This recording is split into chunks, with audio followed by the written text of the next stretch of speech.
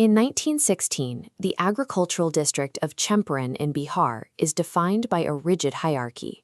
British landlords own nearly all the arable estates, while impoverished Indian peasants work the fields as sharecroppers, tenant farmers who surrender a portion of their crops as rent.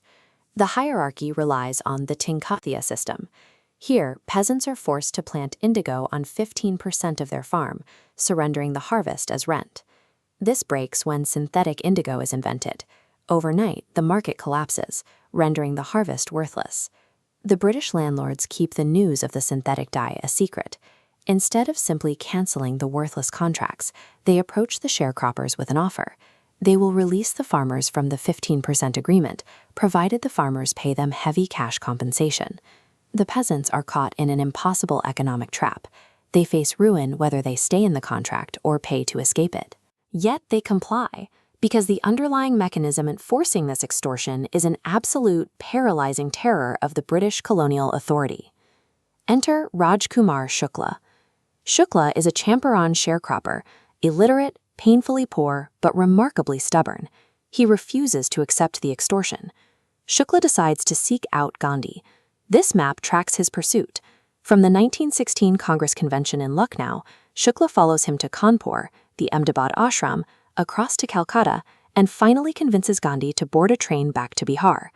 Arriving in Patna, Shukla takes Gandhi to the home of a prominent lawyer named Rajendra Prasad. Prasad is out of town, and his servants, seeing Shukla's ragged clothes and assuming Gandhi is just another impoverished peasant, they firmly refuse to even let Gandhi draw water from the well. An uneducated, dismissed tenant farmer used sheer grit to drag the attention of India's national leadership directly to a rural crisis they had entirely overlooked. Gandhi arrives in the town of Motihari to investigate the landlord's extortion. The British authorities immediately intercept him, serving him an official notice ordering him to leave the district without delay. Gandhi takes the receipt for the official notice. He signs his name and writes a clear message. He intends to disobey the order. Gandhi is summoned to appear in court the next day. Overnight, word spreads through the villages. By morning, thousands of peasants have spontaneously marched into Motihari, completely surrounding the courthouse in a massive show of support. The local British officials freeze. The sheer volume of the crowd paralyzes their security forces, forcing the magistrate to ask for Gandhi's own help to regulate the people. Recognizing they have lost physical control of the town, the judge releases Gandhi without bail. Days later, the lieutenant governor drops the case entirely. The standoff at the Motihari courthouse marks the first successful demonstration of civil disobedience in modern India. A massive, impoverished population stood directly against the empire, and the empire blinked. The fear was broken. The government is forced to appoint an official commission of inquiry. Gandhi sits as the sole representative for the peasants, negotiating directly against a formidable, deeply entrenched bloc of wealthy landlords and British bureaucrats. Gandhi presents an overwhelming mountain of documented evidence, proving the landlords illegally extorted the sharecroppers. With the landlords backed into a corner, the peasant farmers fully expect Gandhi to demand a total refund of their money. But look at how Gandhi actually negotiates this on the chart. The farmers want a 100% refund. The British offer to return 25%, expecting Gandhi to reject it and drag out a deadlock. Instead, Gandhi accepts the 25% settlement. The farmers are furious, feeling shortchanged. Gandhi explains his reasoning. The specific dollar amount returned is irrelevant.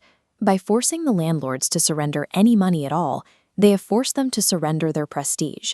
The settlement forces the landlords into a public admission of guilt.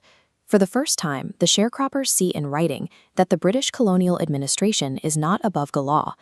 With the Tinkathia system dismantled and the legal battle won, Gandhi refuses to return home.